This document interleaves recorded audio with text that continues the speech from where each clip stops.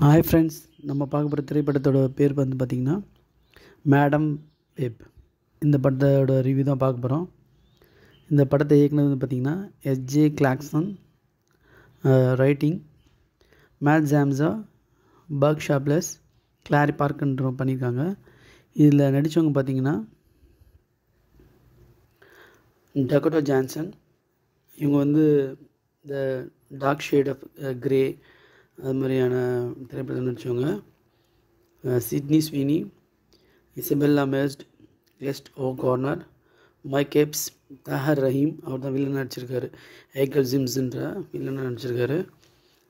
Isabella Merced, Emma Roberts, Adam Scott, Kerry Bishe, Zosia Mamet, Kathy Ann Hart, Jose Maria எப்ஸி, இன்னும் மற்ற பலர் நடிச்சிருக்காங்க.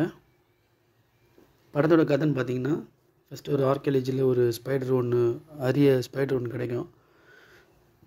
அதை வந்து அந்த வில்லன் எசிக் சிம்ஸ்ன்றவர் அதை எடுத்துகிட்டு போயிட்டு அவங்க மேடம் வெப்போட இந்த கெசண்ட்ரி வெப்போட அம்மாவை சுற்றுவார். அப்போ ஒரு அமானுஷ சக்தி உள்ள ஒரு கேரக்டர் வந்து அவங்கள காப்பாற்றிட்டு போய் குழந்தை பிறக்க வைப்பாங்க.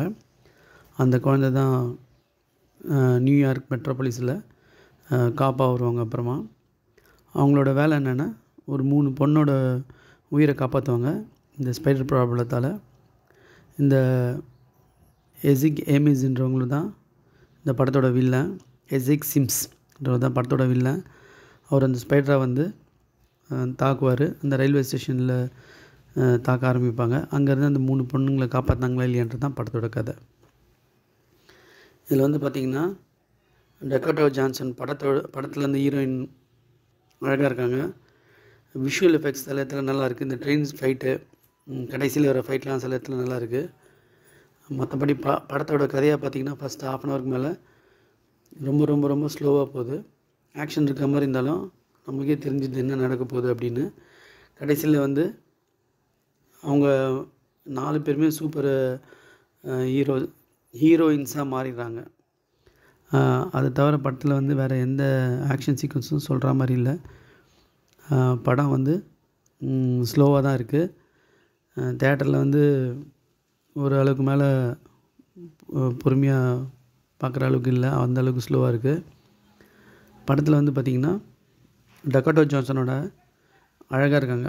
ஹேர் கட்டும் அவங்களோட ஃபேஸ் கட்டும் அழகாக இருக்குது. அது தவிர படத்தில் வந்து சொல்கிறதுக்கு எதுவும் இல்லை. நன்றி.